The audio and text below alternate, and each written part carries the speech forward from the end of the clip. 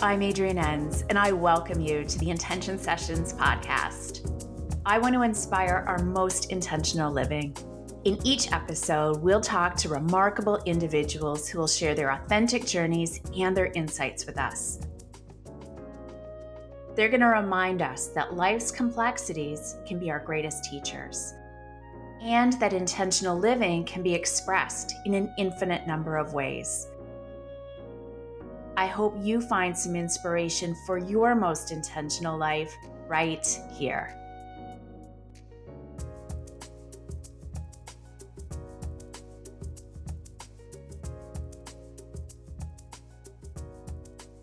Today on the podcast, we have Caroline Meyer. Caroline is a naturopath and energy healer who has helped thousands of children and adults realize their own health potential. She leads workshops and seminars, as well as writing on natural approaches to health. Caroline also teaches the next generation of naturopaths at the Canadian College of Naturopathic Medicine. And personally, Caroline has been my naturopath for over 10 years.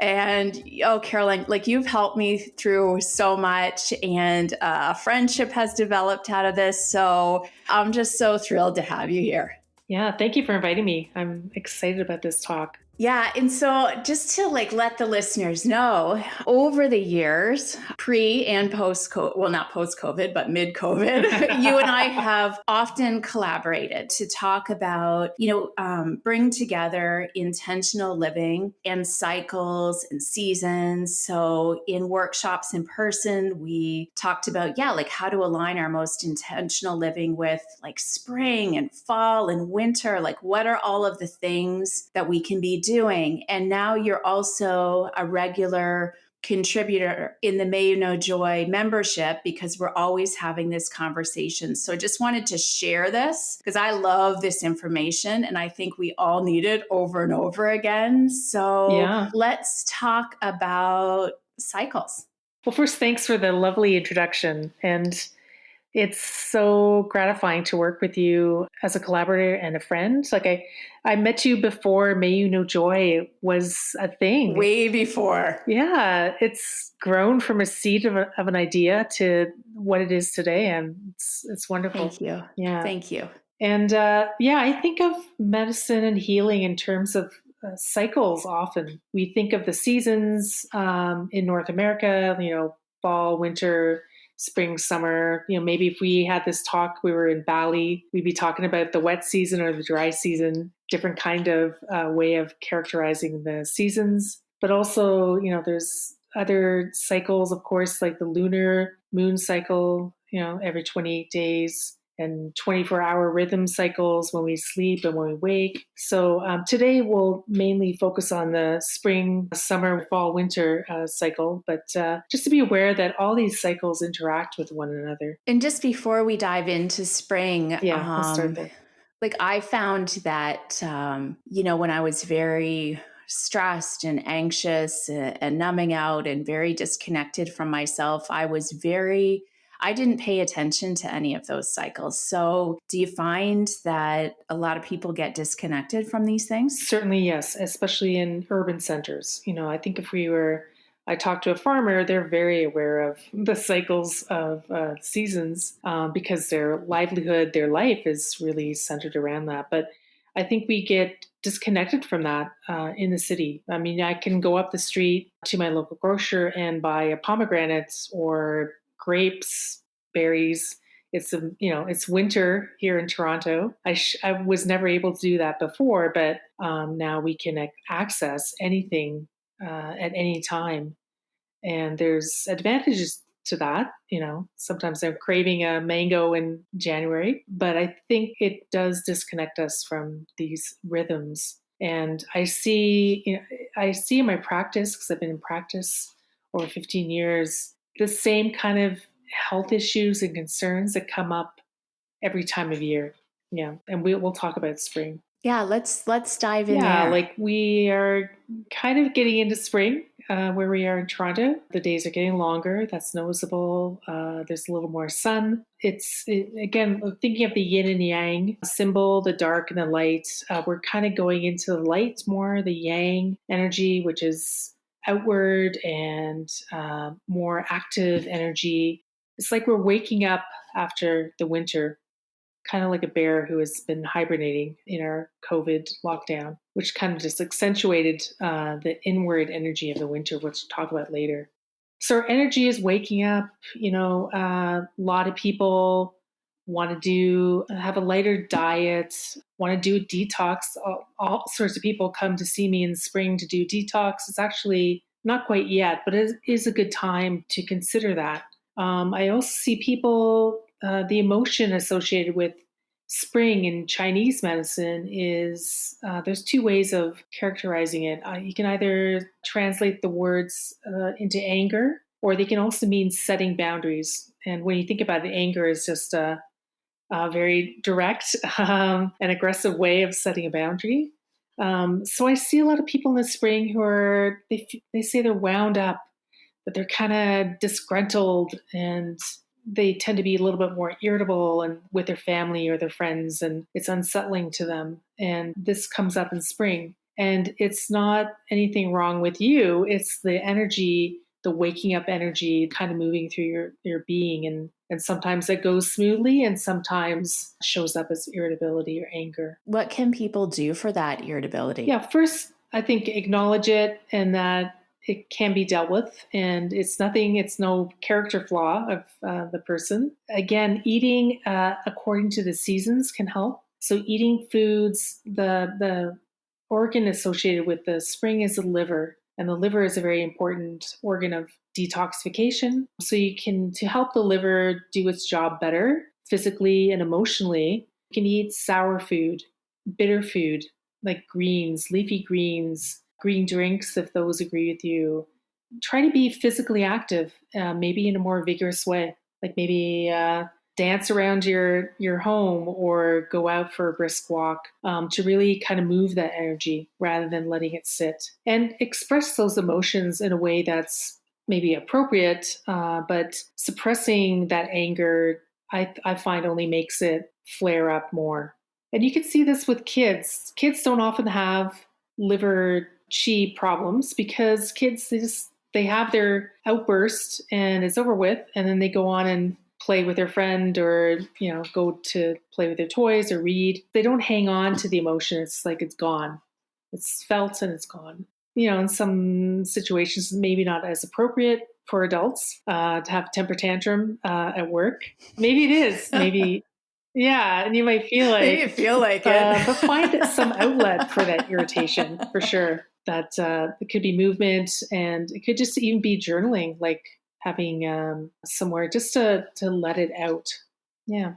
I totally agree, because sometimes it's even just saying it, right? Saying it to a friend and just, getting it out of your system. Yeah. So tell me about like the cleanse. So when would be a good time to do a cleanse, and what could that look like? Yeah, a cleanse, people, technically spring starts in a couple weeks, I think March 21st this year, and that's the start of spring. But often, it depends on where you are in the world. It might be quite pleasant and warm. You generally don't want to do detox when it's still cold outside, when there may be snow on the ground, or you have to wear, a heavy jacket outside. Generally, you want to do a detox when it's a little bit warmer. So again, in Canada, most areas, you probably want to wait till April, early May to start your detox.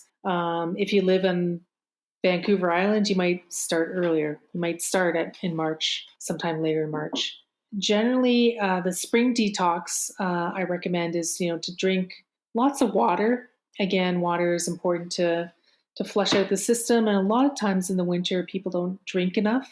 I often counsel people to consume more liquids in the winter. It's not as natural for us to do that, but it's very important for the detox process. And then just lighten up your food. You might have noticed you were eating more casseroles and stews and roasts and heavier food in the winter, which is We're meant to do that. But as we shift into the warmer weather, we want to kind of match our way of eating with that. So again, like having a salad every day and some greens at dinner, just more emphasis of the vegetables that grow above the ground. You can certainly have meat if you want, that agrees with you with your ethical standards or your body. Having meat, having a bit of fruit too is helpful as well. And having grains, certainly, and maybe just moderating those or maybe shifting more to gluten-free grains to give your body a break from trying to digest gluten, which for a lot of people can be challenging. Those are my general sort of guidelines. There can be more specific, it depends on the person's health concern. But those are general guidelines I recommend. That's amazing. And is there anything else that we need to know for spring, or do we want to shift it into summer? I think spring is that balance between getting excited about the warmer weather, if you like warm weather, the longer days, if you like longer days, and to be gentle with yourself. I think sometimes we can be too ambitious with our health plans, and sometimes people start a detox and it's not the right time for whatever's going on in their life.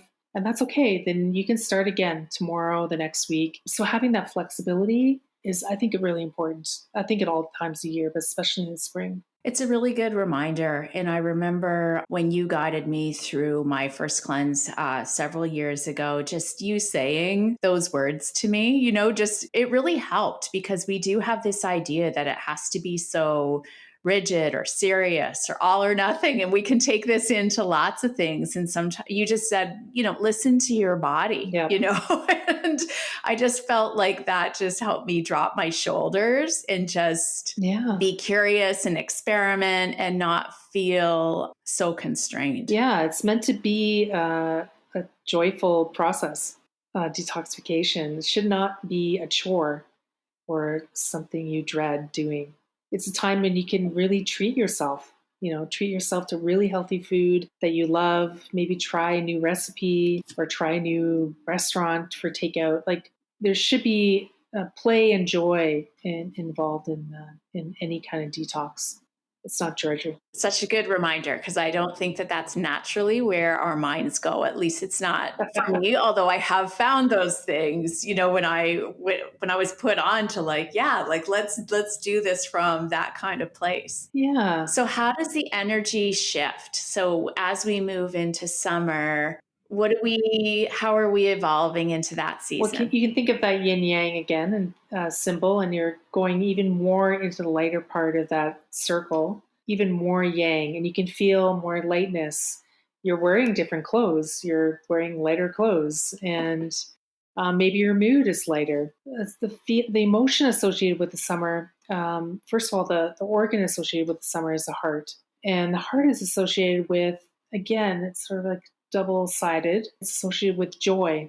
That's very appropriate for our talk today. I love it. But the other side of joy can be sort of an anxiety. Mm-hmm. And I often in the summer find that people come to me saying they're feeling anxious, but when we actually talk about it, they're actually feeling joyful and excited, and they have a hard time differentiating between the two. Yeah. I don't know if you find that. I've heard that so many times. Well, and I've experienced it too, but it was eye-opening to hear it from other people, because, we all want to be happy, and we all want to have joyful lives. And there's a few things. Sometimes I've been through phases like this where we don't actually know what makes us happy. We're just like, maybe we've changed or left a relationship or entered a new city or something where we're like, okay, we kind of need to recalibrate. So really reconnecting with that stuff that makes us feel joyful. But then the big thing is allowing ourselves to receive it, because joy can be just as big an emotion as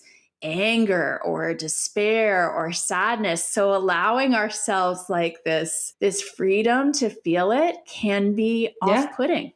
It's a foreign feeling for some people, as you said. Yeah, like, so just this allowing of like, I can do this and I can also do it right now. Like, as I am, I'm worthy of it. I don't have to wait for that to Yeah. happen. Like, it's here. So, yeah, I can see how it gets like excitement and anxiety can feel the Yeah, and same way. I think there's many points in our life when we are scared of the new. Although the new thing is exciting, like starting a new relationship can be very anxiety provoking, but it can be wonderful too. Yeah. It can hold both emotions at the same time, I think. So, how do you guide people through that? So again, like even just talking about that relationship between emotions can be really a revelation for people and kind of bring in some ease like, oh, I have access to all these different emotions. It's not just anxiety. I can see some of the excitement intermingled with that. So that I find is helpful. It does get hotter in North America in the summer, of course. So you want to focus now on cooling foods, and some of the foods you're eating in the spring, translate into summer. So eating the salads, eating the bitter greens, they're cooling foods, cucumber, lime, certain spices like coriander and saffron are a bit cooling. You want to maybe eat foods that's not cooked, or you might want to eat outside more often if it's nice out. So again, to kind of bringing that cooling energy to support that sort of the joy and the excitement, and kind of also focusing on sleep a little bit less. You might notice that in the winter, you want to sleep 9 hours a night. And in the summer, you might only want to sleep 6 or 7 because the days are longer, the dark is shorter. That's perfectly natural. Sometimes people come to see me and they're like, oh, I can't sleep. I'm getting up earlier every day. I'm getting up at 5:30 or 6. And they see it as a problem, but I don't necessarily see it as a problem. It's just naturally what you want to do according to the season. And I think it's natural too in the summer to have more fun and play, like go with that lighter energy in all aspects of your life. Do you diagnose that people play? I will write that on a prescription form many times. I love it. People need to be reminded and given permission, that not only it's okay, but it's actually a good thing for your health to do on a regular basis. I think it's so great. And it came up recently in the membership. We were doing like our annual intention setting practice. And part of it is setting the intention to play, and a lot of people were like, oh, like, I don't think about that. I wouldn't have put that as a priority next to, career, family, self-development. But it kind of really peaked. They were like, oh, you just need like, and again, some people were like, I don't even know where to start. So it was this childlike, like curiosity, wonder, playfulness, fun. And, especially as adults, like getting off this autopilot, of not even being present. Yeah. Or feeling we have to be serious, have to achieve goals. And you can still do that. I think it's actually easier when you do have play as part of your life. Like it brings out what is really important to you and in your life instead of being serious all the time. It's so true. It's so true. And I love that you write that down for people. Yeah, and I can relate. Play doesn't come naturally to me. So I have to, in a way, work on it. Like I almost have to write a prescription for myself, to play. And I think that's one of the blessings of the pandemic, for me at least, is having a little bit more time, buying some board games and, playing within my bubble games again like a kid. It's been delightful to do that. That's amazing. And I feel like you can play so many ways, like whether it's a Yeah. game or like for me, I was like, oh yeah, I remember how much I enjoy cooking, like sort of find a new recipe and play with the ingredients and see what happens. And it just feels, as opposed to like, okay, I've got to make dinner, it was more spacious and open and creative. Yeah. And I think too, I've seen lots of families explore play because a lot of times kids are on screens like 12, 14 hours a day, and maybe they're playing a game, but they're not really interacting with the family. And it's a way of kind of engaging the whole family and connecting in a different way, whether through meals or through board games or going out skating or whatever that might be. I think it's important to remind kids of the benefit of unorganized play. Yeah, I was going to say that unorganized, not as opposed to, yes, like you're playing, hockey or whatever is for this hour. Yeah, you know, yeah, yeah, we're going to drive you there and you're going to like it. yeah. Or you can have a screen from 7 to 8 p.m. and that's it. Yeah. But Oh, just like having fun. totally. Is there anything else that you want to add about summer? No, I just the focus to me is on lightness. So Yes. whatever you can do to, imbue your life with lightness, whether it's food, drink, play, sleep, all these things. Awesome. So then let's transition that into to fall. So in fall, we kind of going back to the yin yang symbol. Let's think of it. You're going from the light. Now we're kind of shifting to the dark part of that circle. So where yin is starting to be more predominant. And yin is more the grounded, cooling, settled energy in our bodies. So it's a natural time, I find, the fall to start to go within. And the emotions that are associated with the fall have to do with grief and loss, but also value. And so it's naturally a time where we become more meditative, where we slow down a little bit. And there's also a time in Chinese medicine where you have to pay attention more to your lungs. The lungs in Chinese medicine control the immune system. And so certainly it's a time where I'm focused with patients on doing a detox, but it's really like building their resilience, building their immune system so they get ready for all the other viruses, bacteria, and things that kind of emerge as the weather gets colder. So preparing for winter, what animals do every year, we can do in our own way. So maybe shifting from the lighter raw food into more cooked food, eating vegetables that grow below the ground as opposed to above the ground. So eating more root vegetables, eating more soups, getting our system warmed up to prepare for the cold. So that and sometimes too, I will prescribe a tea called Change of Season Soup, and it's a bunch 4 herbs from Chinese medicine that help really build the immune system. So it's a little bit.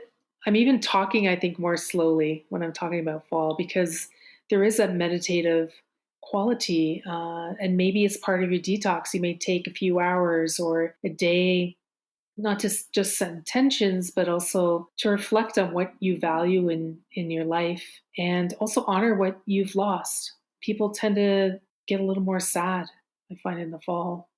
And again, that's natural, that goes with the season.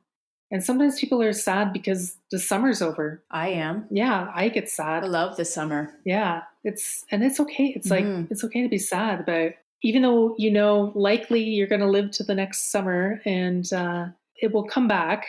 You can look at it in that philosophical way, but it's also perfectly okay to mourn the end of the summer days. How do you feel like as I'm hearing you saying this, it makes so much sense. And I've heard you say it before. And what's coming up for me though is like, while this is our natural tendency, so where our mind, body, and spirit are meant to go, in our current world, it's like the fall is also like back to school, pre-Christmas, Q4, Mm, like it is also like in the material yeah. world, this like hyped up, ramped up energy. So how do the two, like how can the two like come together? Yeah, I totally agree that our it's a busy time. The fall is a very busy time for lots of different reasons. And I think within that, it's like to prioritize yourself and what is actually going on this season. So again, like maybe taking a week and say, I'm going to be really intentional about how I eat. I'm going to eat root vegetables. I'm going to take this change of season soup and I'm going to spend Saturday afternoon or Sunday morning just checking in with myself and slowing down. And the rest of the week might be very busy and you're with your kids and shuttling them to school and different activities. But I'm going to take this time for myself. again, I write that on a prescription. And for some people, I meet with a lot of resistance. Like, I don't have time. That's not possible. And we might spend a lot of, 15 minutes of a visit strategizing how do you implement that alone time, that me time into your schedule realistically, and make it a priority. Yeah. Yeah.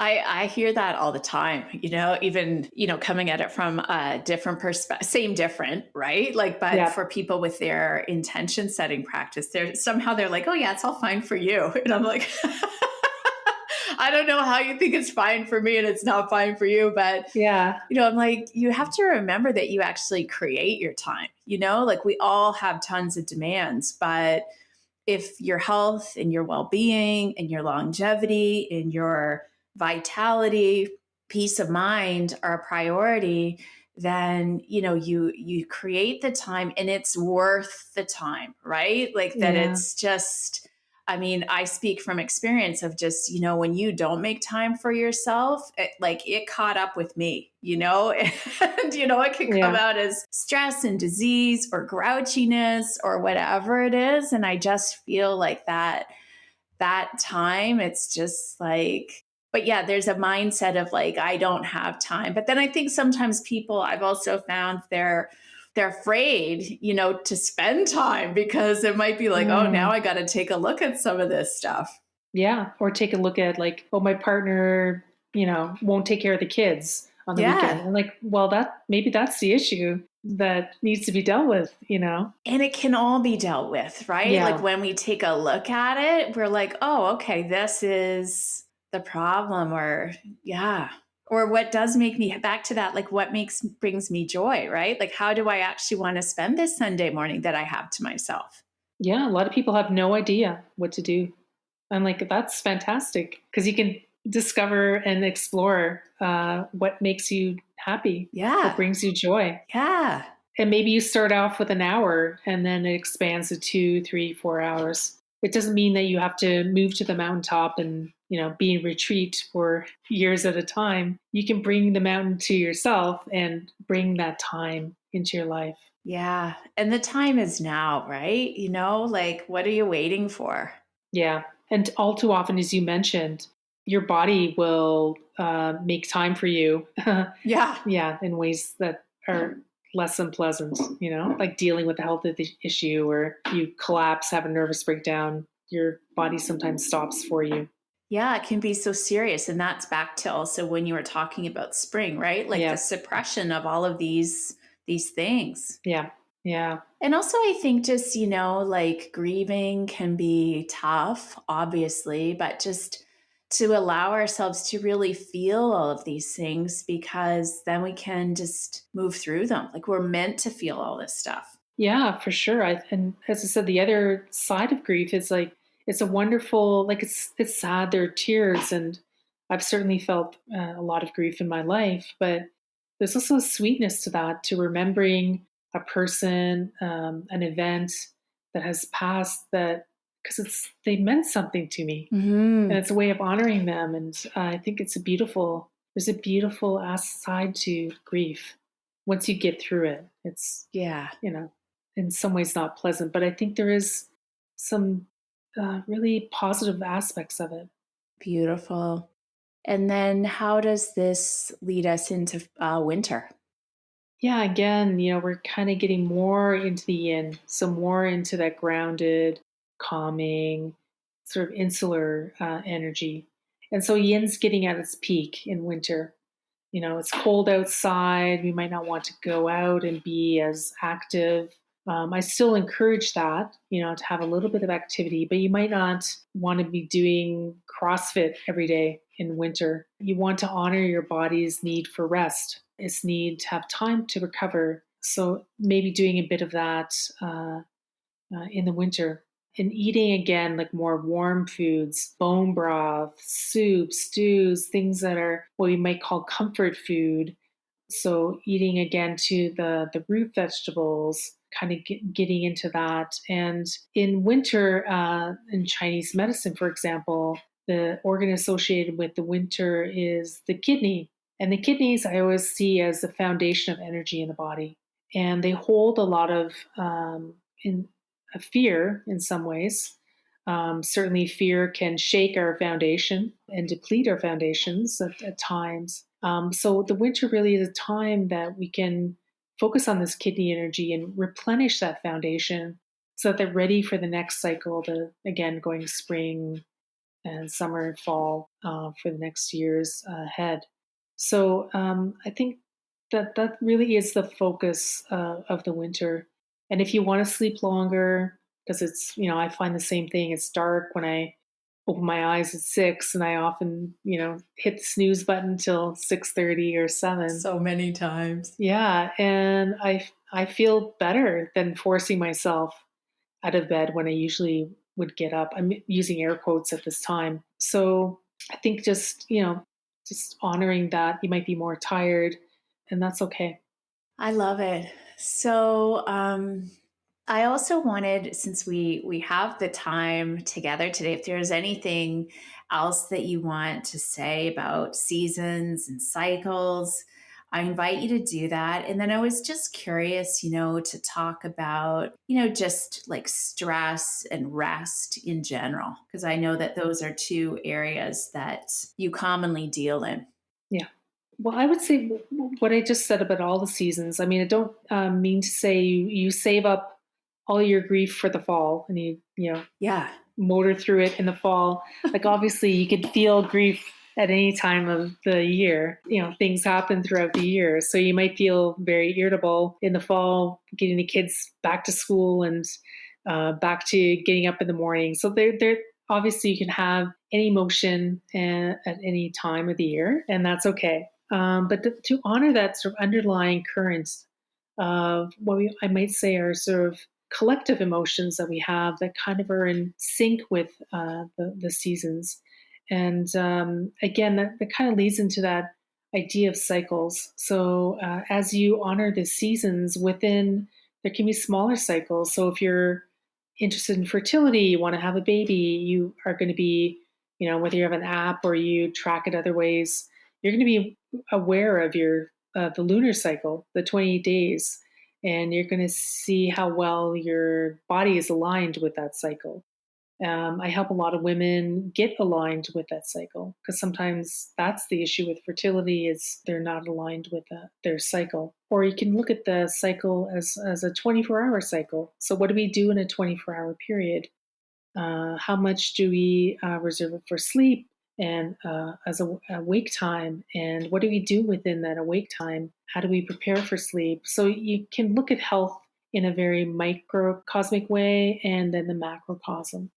I think that could be a very helpful way to look at your health, rather than I need to do a detox because I feel fat and bloated and not myself.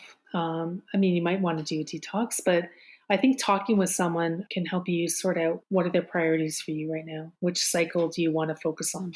Yeah, and one thing you just said reminded me also, let's say it's the detox, for example, instead of going at food or life from this place of like, just so down on ourselves, right? Oh, Like, yes. I'm fat, I'm this, I'm that, I don't feel good. And not to ignore it, but to be like, instead of, so harsh and rough, Mm, being and consulting with somebody to be like, I want to create greater health and well-being, yeah. because to me that's the spirit of being intentional. So we might still be coming from that same state of not feeling great, Yeah. but it's, instead of being this taskmaster with ourselves, like being, yeah, like how could I feel better? Maybe I start with a 5-minute walk, maybe I start by drinking more water, maybe I start, and just create from there. I agree totally. I often start with the circadian or daily rhythm. And like, I find, I don't know what you found, but I think, a little habit done every day is much more powerful than something you do like a detox twice a year. Yeah, That could be helpful twice a year, but what you do on a daily basis and having small interventions can make very powerful changes. I totally agree. And I say it all the time. So whether it's, yeah, like diet, exercise, or to me, when I, I'm working with people about being intentional, and I'm like, just like simple and consistent. You might not see Yep. it's not always transactional, like you may not see an immediate payback, but when you're just like the transformative cumulative effects like will just blow your mind. But just starting, so sometimes I think people just think it's too simple, like Yeah. they see the big goal and they get paralyzed into doing nothing, and it's like, just do this small thing and go from there, and you will absolutely surprise yourself. I completely agree. I've just earlier this week I met this woman, and I've been working with her for about a year. And the one change she was able to make a year ago was to start 5 minutes of yoga in the morning. And now she's doing it every day, and not doing a lot, like I think maybe 20 minutes now. But in doing that yoga practice, she realized, then she started to look at what she was eating. And then she wanted to do the yoga in the morning instead of the evening. She's like, well, I got to work on my sleep so I can get up in the morning and have time to do yoga. It was that one habit she installed, very small habit, that's transformed her life. She's completely different in a year. I love it. And I hear that like creation energy in that, right? Like, of like I created 5 minutes, Yeah. and now it's creating, better diet habits. It's creating better sleep habits. And like, I'm just creating this whole system that brings me joy, makes me feel better, all of these things. Yeah. And it was a very natural progression. Yeah. I love that. And I've seen that over and over again. So, yeah, so small changes can result in some profound transformations. It's amazing. Yeah. And so what about stress? Like it's Mm, always there. It's always been an issue, and now we're like a year into COVID, and stress is, I imagine, like higher than ever. So how can people, I mean, I'm sure it's not totally different from everything we've been talking about, but just in addressing this specifically, what do you have to say about stress? yeah, this certainly has been a year that's been unprecedented in a lot of ways. And I've seen this in my patients where, especially with kids and teenagers who never had any mental health concerns, now suddenly have severe anxiety or severe sleep problems. And I've learned over this past year really the importance of connection in my own life, but also in the lives of my patients, and trying to foster that in this, a strange, unusual pandemic lockdown situation of how do we create connection when we're supposed to be separate from each other.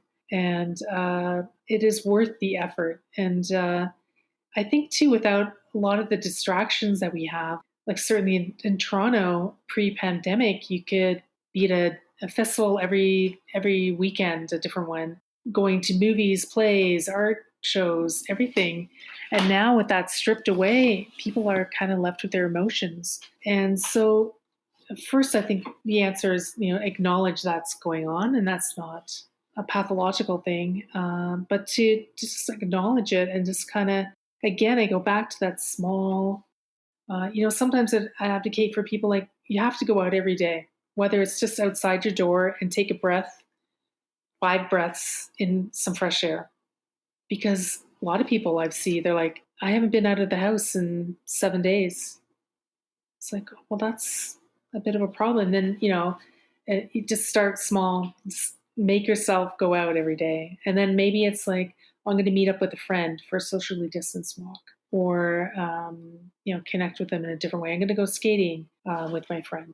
So trying to create that connection, I think is so important when you're stressed. I absolutely agree. Yeah, you're not alone. Absolutely. Yeah. Yeah. It's not a weakness. It's like a reaction to what's going on in your life. Yeah. It's, yeah. And sometimes men too, I think, have a harder time kind of connecting with that, admitting that, yeah, I'm stressed in different ways or more intense ways than it ever been before. Or for teenagers who, this whole social isolation, and I think is taking a terrible toll on our kids. So check in with your kids and teenagers and start those conversations and trying to not force, but create opportunities for them to connect with their friends in responsible ways. I think it's so important. Absolutely.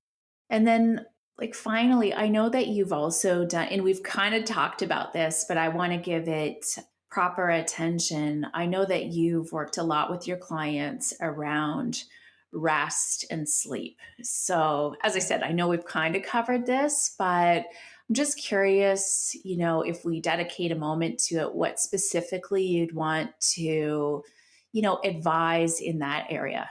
Yeah, sleep can be tricky. It's the most natural thing. We've been doing it for millennia, so and there's obviously reasons for it. So it's the most natural thing we do. We spend approximately a third of our life doing it, and when you get off that rhythm, then it can be so elusive and so frustrating for people. Like, oh my God, I can't fall asleep, or I can't stay asleep, or I get up 5 times in a night. And so it's I try to work with people to regain that, what I call sleep confidence. So you're not obsessing about, because when you start having sleep problems, your confidence in getting to sleep or staying asleep is really shattered. Hmm. And then it can be hard to regain that. So sometimes you have to use some more direct interventions like melatonin or GABA or some herbs that are calming and help you to get to sleep and stay asleep, at least in the beginning, to help you regain that confidence. But it's very rare that for a patient to take some sort of intervention like that for years at a time. It's really about sort of addressing it assertively, but relaxing about it too. Because sometimes people can be quite obsessed about their lack of sleep, which contributes to the lack of sleep because they're so worried about not sleeping. The worry prevents them from sleeping. That makes sense. So Hmm. it's trying to be directive, but kind of relax around sleep and to make sleep a priority. Some people are quite proud to sleep 4 or 5 hours a night. Yeah. That's not enough. We know that that's related to a lot of health outcomes that are not positive. So not to scare people, but just to realize, like, getting 4 or 5 hours a night does not make you a superman or superwoman. And I'll also add, every teenager in my practice does not sleep enough. They're the worst culprits for sleep deprivation. Wow. All of them. I'm just surprised because all the ones I know like to sleep in forever. Yeah, a lot of them don't get enough sleep. They need like about 9, 10 hours Okay. in adolescence. And sometimes they stay up quite late. They tell me, Yeah. like, I'm up till 3 in the morning. I'm like, oh my God, I don't think I can do that anymore. I think they just get distracted into it, Yeah. like something just keeps happening. Yeah. You get on TikTok and before you know it, it's like 4 hours later. Yeah. Yeah. Yeah. Just going back to the adults for a sec, like everything that you've mentioned here, is natural, So what about the folks that are, using alcohol or stronger medication to fall asleep? It's funny. Sometimes when I first meet with people, I tell them, I'm not against medication. Medication certainly has a role to play. Yeah. And, I sometimes tell them at the beginning, like, yeah, keep drinking, keep smoking for now while we get some other things in place. Because I know that the drinking, the pot, the smoking is a pillar of their stress relief. Like, that's how they manage their stress. So I Hmm. don't want to take that out right away when I don't have anything in place to help No them. foundation underneath. Yeah. Yeah. So sometimes people are shocked. Like, my naturopath is telling me I can still smoke pot every night. Maybe not forever. I may suggest something different, but I think it's really important to have that foundation and also to help the patient person understand why they're using those substances. Or Yeah. you know, it's shocking, I think, for a lot of people when they stop drinking, for example, and then they're like, "Oh, now I know why I was drinking. Because I was depressed or I was anxious, and that was medicating myself." Yeah. well, I mean, I can speak to that. And then you're like, once you've got a little bit of time under your belt, you're like, wow, I didn't know my body could feel this good. Yeah. You're like, Yeah. oh, it actually is. Heard somebody say your body's actually meant to feel good. I was like, what? And Yeah. it's true. It's true. And it's not boring. No.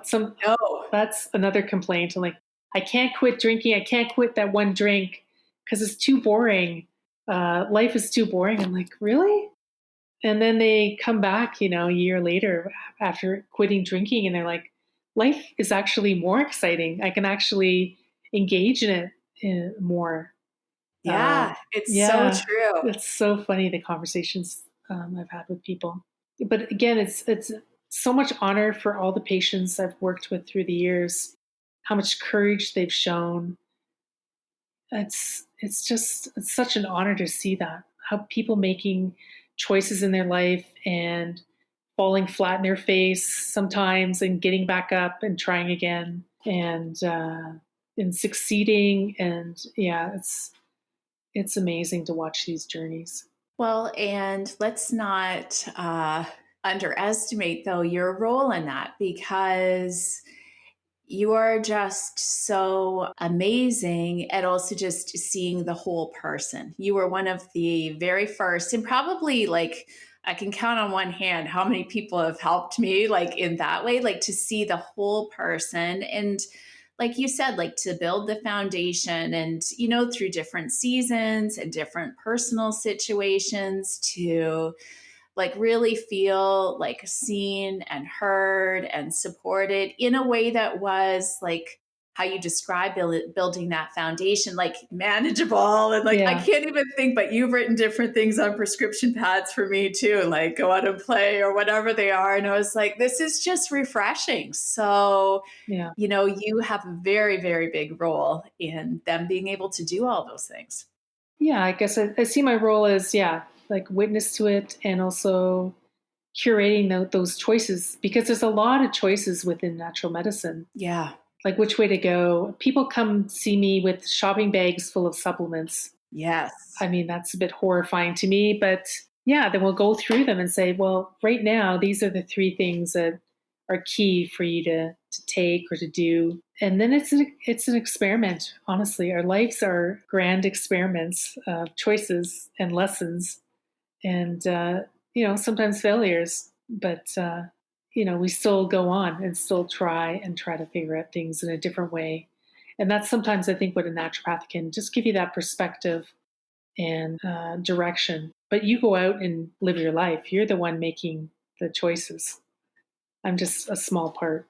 You're a big part, but Carolyn, Like, I could, go I on know we for could talk hours. forever. Well, it's been years and years and years. So, yeah, for us to like sum it up in less than an hour, I think we've done a pretty good job. Yeah. But I just think it's amazing because, yeah, connecting, with the seasons and these natural rhythms that are just like innate to us that we can become disconnected from, and just everything that you've offered here is so, accessible. So I hope that people listening, are just, I even just think, they're at their farmer's market, which I hope we can all get Yeah. back to, and they see the fresh strawberries and that, or, have that Yeah. inspire what's on the dinner table. But is there anything else? Well, first of all, tell people how they can work with you.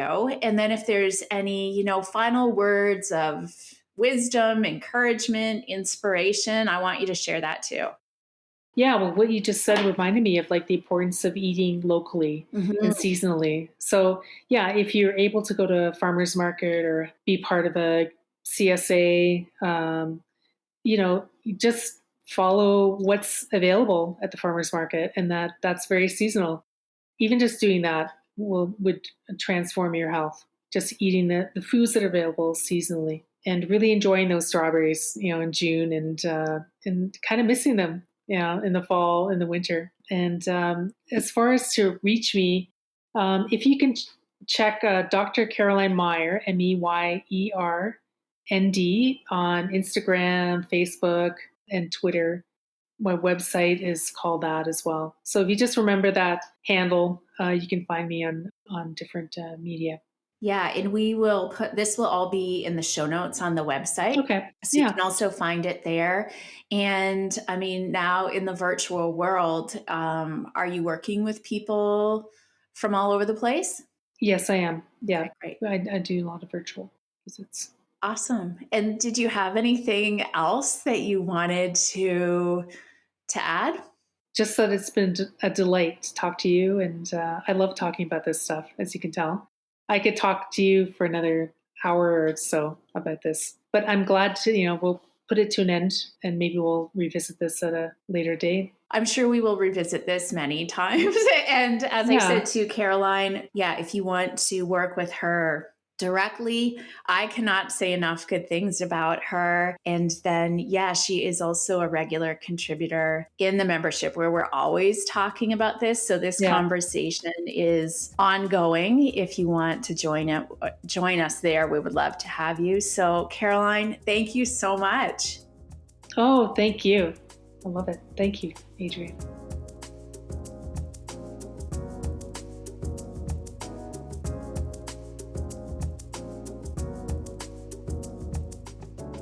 Thank you for listening. May some of the wisdom shared here inspire your most intentional living.